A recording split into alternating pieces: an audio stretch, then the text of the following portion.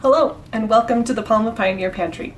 My name is Marin if you're new, and today I'm going to be showing you how to can turkey broth or turkey soup. At the very beginning of January, I canned a really big batch of turkey broth, and I filmed some of it, but I wasn't able to film the whole process, and so I wasn't sure if we were ever going to be able to post that video.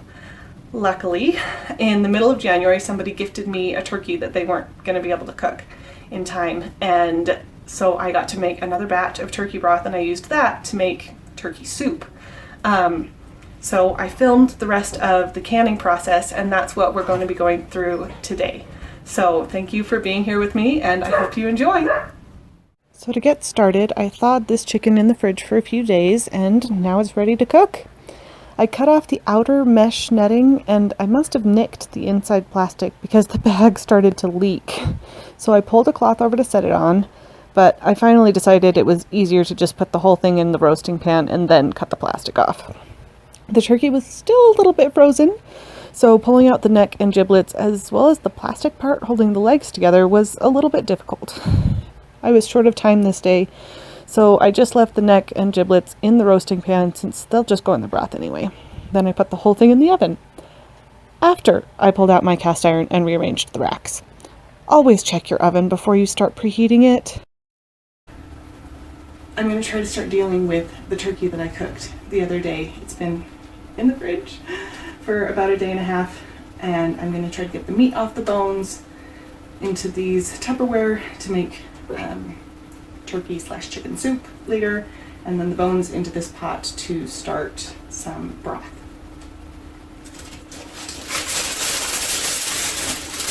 So I literally took it out of the oven, let it cool, put tinfoil over it, and stuck it in the fridge because I didn't have time to deal with it before I had to go to bed and then go to work the next day.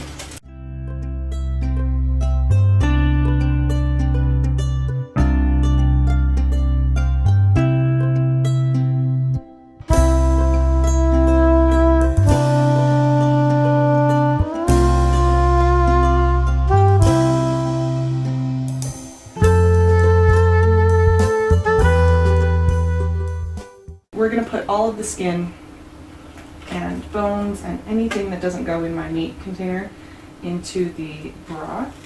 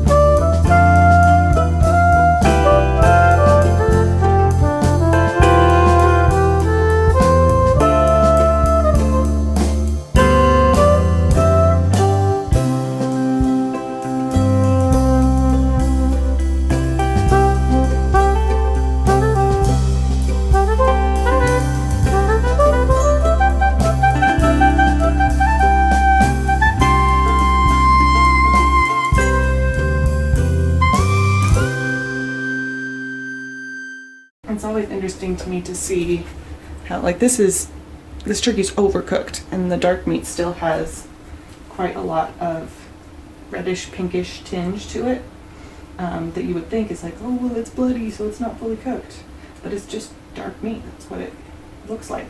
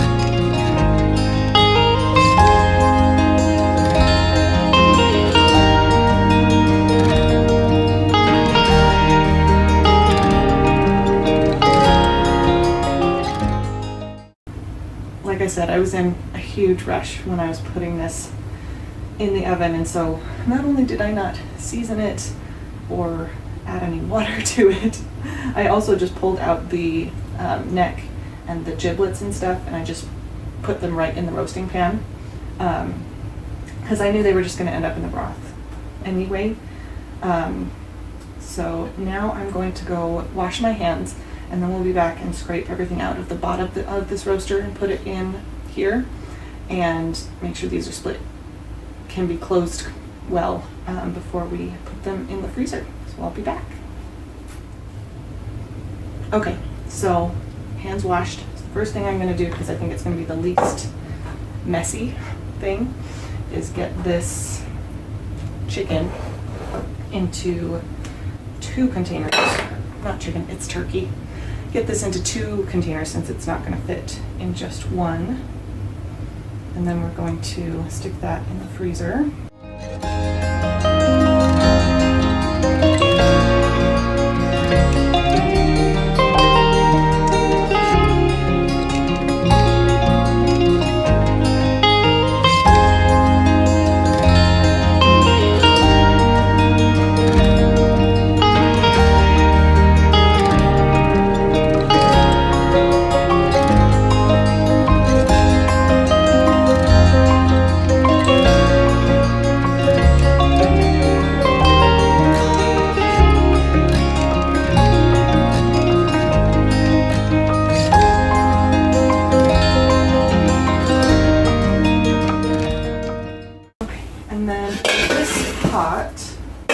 I've got the carcass and all the drippings from when I roasted the turkey. And in my, so apparently I need to reorganize my inside fridge as well as my outside fridge, because I have 3 separate bags with veggie scraps in them. And we're just gonna put them all in here.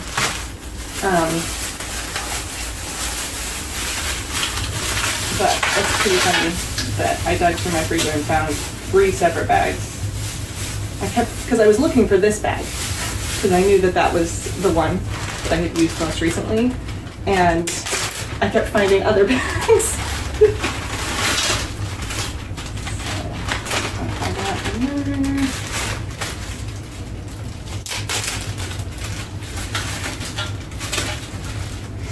And this is a fairly big pot, so rather than try to take it over to the sink and fill it with water there, I am going to just fill up a pitcher and fill this up with water. We're going to completely cover everything that's in there. It's not super full, so we might cover it a couple of inches, and then we will put the lid on, turn on the heat, and let it go probably all day.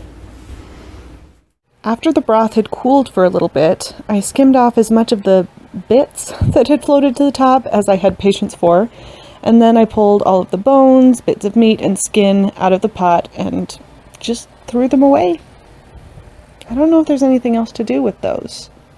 Let me know in the comments if you have anything else that you do with bones after you use them to make broth.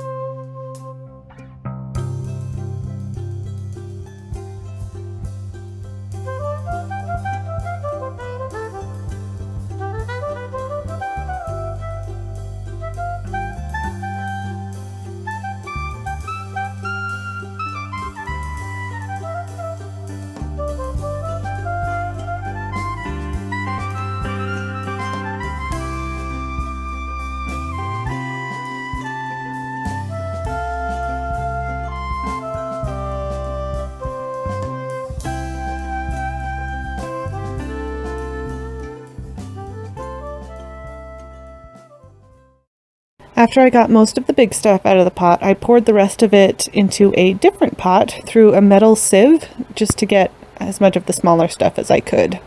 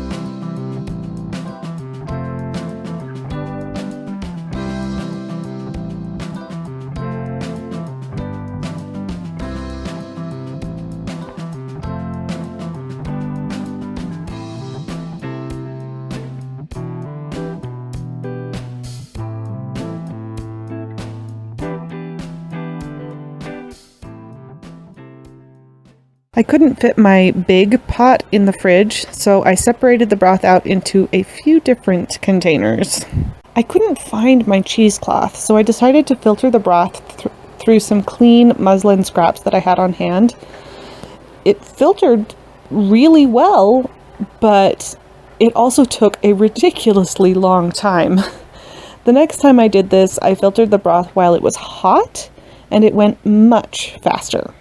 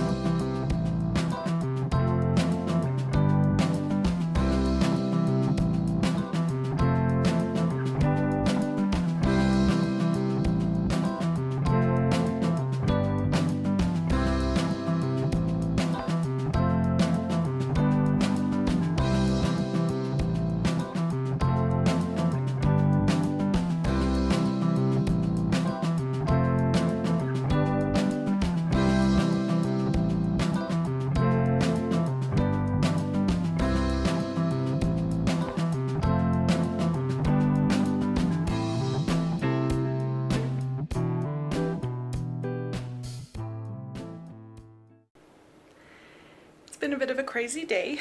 I did get 1 canner load of quarts, so 7 quarts of turkey broth canned up earlier today, but I wasn't able to film it. So the rest of them I didn't have time to do right away, so I put them in their quart jars and stuck them in the fridge. And now I'm going to show you how I can those up. Okay, so what I've got is cold water in the canner, and I put in the cold quart jars straight from the fridge, and then I'm gonna see if I can do this one-handed. Put the lid on.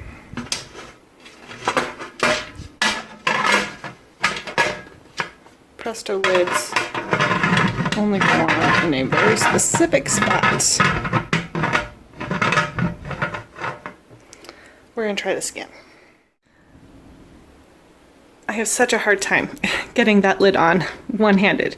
Anyway, so I've got the lid on, and now I'm going to turn the burner on. And normally I turn my burner on pretty high to get it to start steaming quickly, but because I have cold jars in there, I'm going to turn it on the lowest setting and wait, so that we don't risk any temperature shock, which can cause siphoning and jar breakage. And we're just gonna let it heat up really nice and slow. Hi guys, so in the last video, because I wanted to heat the cold jars so slowly, it was really late when I finally got the can under pressure and was able to can everything, so I didn't film the rest of that process. But luckily, before we were able to post this video, I was gifted another turkey. And so I was like, oh, well great, I'll just make more turkey broth and I'll film the rest of the process for you guys. And we're gonna do that, but before we do, right now I'm at this point where I'm gonna start straining the broth, but it's been in the fridge because I didn't have time to strain it right when it finished. And I wanted to show you what the ideal is for the broth when it comes out of the fridge. So if you look here in this pan, this is the fat cap, so that's the fat that came out of the turkey and was just mixed into the broth. And then if you notice, this broth jiggles. So the last time I made the broth, it didn't really gel up, and I don't know if that's because I had to put it out in the garage to cool it because I wasn't able to get it into smaller containers and into the fridge, or if it was something else. But this broth has gelled, and I'm really excited about it. So I'm going to get this broth taken care of, and then I'll bring you back when I'm ready to get started on the canning process. So once you have everything in the canner and heated up, you want to wait until you get a steady stream of steam from the little pipe on top of your lid. If you're having a hard time seeing it, like I usually do, I like to use a canning lid to show the steam more clearly. Then you set a timer for 10 minutes and let it vent. Once your timer goes off, you want to add your weight. This traps the steam in so that the pressure can start to build. I have a Presto pressure canner, so usually you would use the pressure gauge to make sure you're canning at the correct pressure. However, in order to do that safely, you have to get your gauge checked every year, and I've been too lazy to do that, so I'm using my weight instead.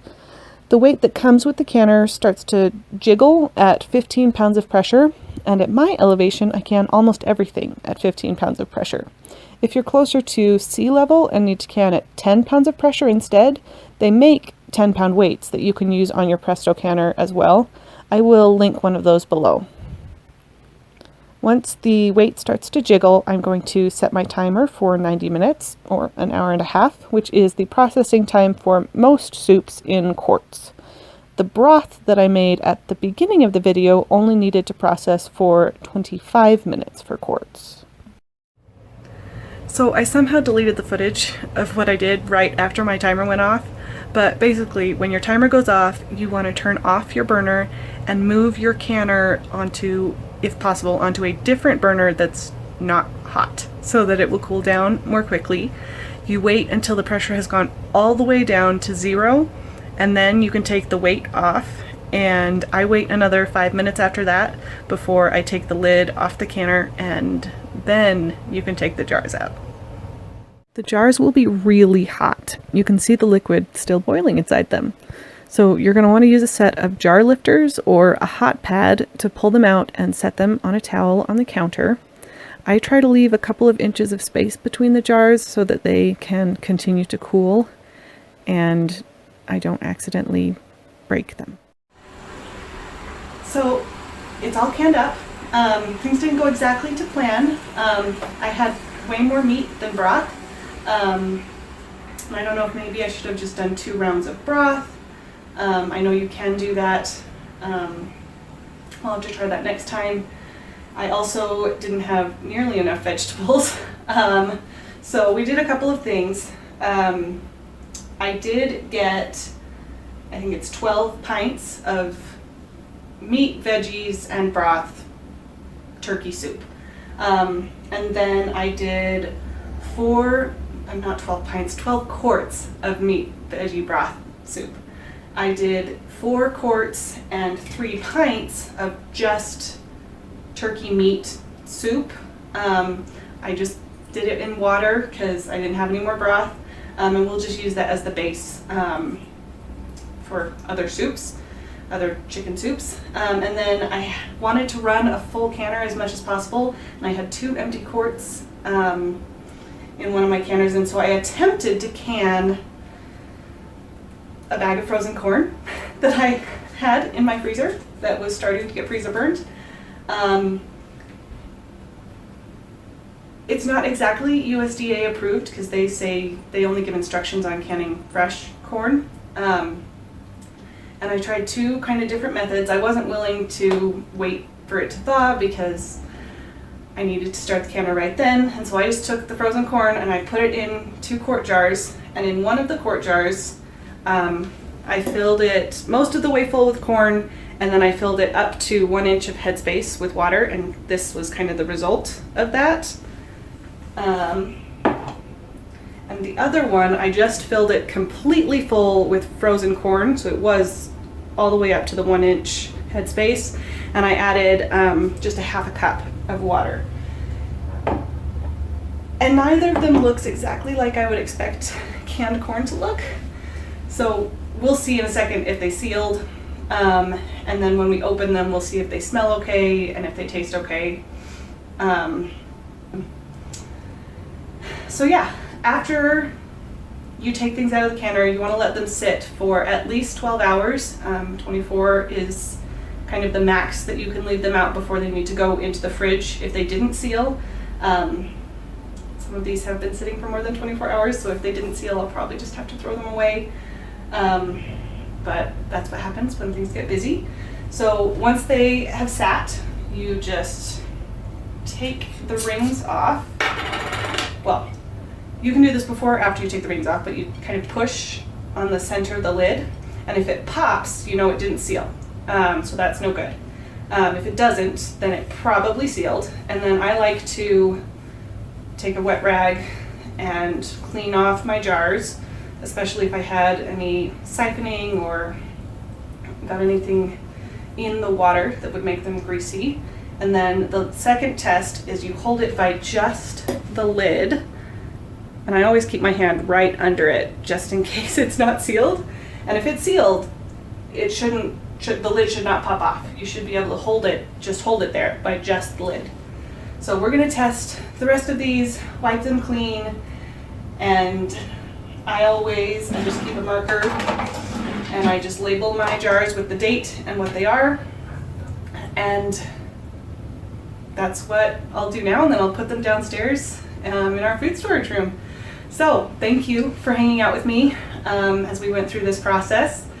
If you enjoyed it, please give this video a like. If you want to see more preservation projects, please subscribe.